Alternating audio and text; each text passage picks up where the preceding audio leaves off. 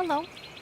Today we're sitting in nature, and today I wanted to talk about a topic that is self-love.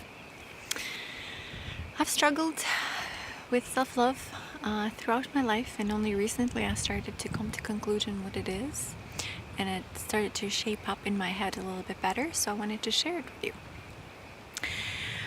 First, I have to say that I have come to realization that there are two types of women, and I can only speak on behalf of women, but I'm sure it applies to everyone. So, there are a type of women that know exactly what self-love is. It's not a question, and it's very hard for them to explain what it is, because it's just something that they have. And then there's a type of women, like myself sometimes, that don't have this understanding or no knowledge of how to apply self-love to yourself through your life, and we tend to copy the women that do know what it is. But soon we realize that there's something missing, that it's not a one formula that just works for everyone, unfortunately, and it is something that you don't learn, you feel it. And it's very easy to say. All my life I've heard people say, well, you just have to love yourself, just love yourself, just say that you love yourself. But I'm like, what is it? Oh my gosh, like, what is it? Like, I can't just, you have to love yourself for what you are and how you are, no matter what. Well, that sounds great, but I sure would love to grow and still work on myself for the rest of my life. I can't just let it all go and be. I would love to be better. So I have come to realize that love is power. Love is something that makes you better, something that heals you, that empowers you. And that's where we need to start analyzing consciously things that empower us, because love is power. So you would sit down and you think, okay, does this gossiping conversation empowers me? Does this drain me? Does it fuel me in any way? Or does it take away my power and I'm just wasting it on this?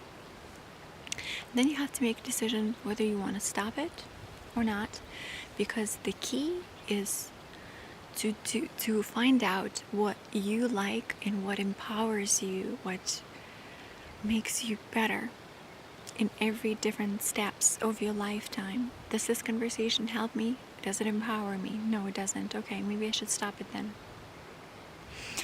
Does reading this book empowers me?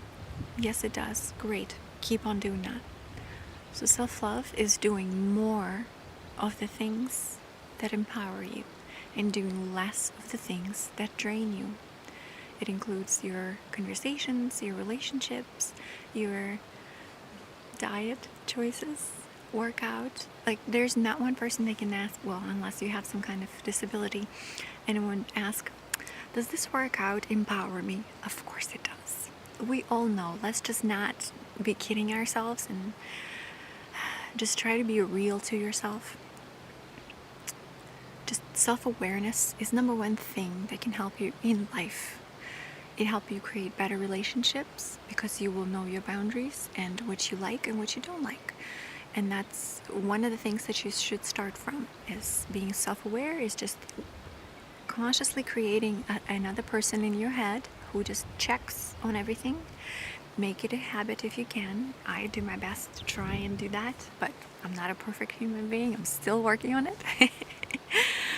And just mentally check on things. Like, okay, do I even like this? What, do I like this? Remember in one of the movies, I think it was Julia Roberts' movie, where she didn't know what type of eggs she wanted. And with every man that she would date, she would choose to have eggs that he had. So here it is, to sit down and figure out what kind of eggs you like. Do you even like these eggs? And just know what you like it and just own it. So that's something that I would love to work on more in the future. And eliminating things that don't empower me means loving myself. Of course, again, there's a reality check for all of us, but do it as much as possible. A lot of people think that, oh, just go to a spa, get a massage, and that's going to be self-love, an act of pure self-love. And it might seem like it is, and it might be for some, but for majority of people, I don't think it is. Just treating yourself to expensive jewelry or a bubble bath is not necessarily empowering you. It's just a good trait, just a good habit to take care of yourself. So I feel like taking care of yourself, self-hygiene and self-care is different from self-love. Self-love is everything that empowers you, makes you better, makes your soul bigger. So that's what I think.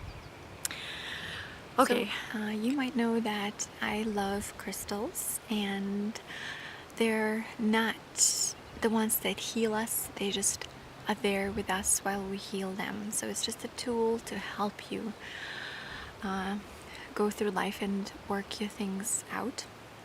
So for self-loving crystals, I would suggest a rhodonite. I don't really have an actual stone of rhodonite. I should get one, but I don't. I didn't get one yet. I only have it in the form of a ring, which is so charming, so lovely. But then another one quite easily obtained is rose quartz. I have a lot of rose quartz. I have a little bracelet together with the citrine bracelet too, and citrine ring. So I would suggest citrine, rhodonite, and rose quartz, one of them or together. They just will bring you a little bit more of loving energy. The type of energy that is very caring, peaceful, and it feels so good. Anything pink will always give you this blushing, light, blissful, kind of lovely feeling. So I would suggest that you wear more of pinks as well, like I'm wearing today. Or just really anything that empowers you and makes you feel sexy and exciting and attractive and just cute. Okay? Then other things are books. If you like to read, or maybe you like to listen to meditations, they help too. My favorite books, I have a few that I'm reading actually all at once. But this one I like so far a lot. And it is a smaller version of The Power of Now. I've heard so many good things about The Power of Now book that I decided to buy one, but it was like 500 pages, like this thick. And while I enjoy reading, I feel like a lot of thoughts can be put in smaller formats sometimes. And it's just me. I know I'm probably just too difficult to impress at this time. But I do like when people actually tell me specific things and then just tell me how to apply them. That's it. So I found this one, which is a shortcut. It's called Practicing the Power of Now. And it's essential teachings of the same thing, just in a much shorter form and version. So it gives you, it goes by chapter. It gives you a summary of what they were trying to portray through that chapter. And then they tell you how to apply it in actual little bit of practice that you can do yourself.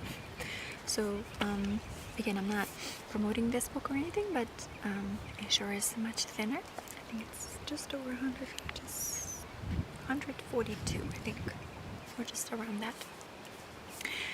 And it's doable for me more. I highlight my pages on things that I find interesting, that I want to come back to. Okay, so I hope this was interesting for you. As you know, I'm no teacher or guru or goddess. I'm just a regular person just like you are. And I'm just learning through life and struggling the same way we all do. So thank you so much for being with me, and thank you for giving me advices as well. You guide me more than you realize. So thank you for that. So let me know what you think. What do you think self-love is? How do you practice it? Do you know what it is? Did you always know what it is? And what can you share with us if you do? Thank you for watching, and I hope you enjoy this little nature setting. I know you can hear dogs and birds and frogs maybe and some traffic, but I thought it would be nice to do it outside since the weather is so good. Okay, so thank you for watching. Bye.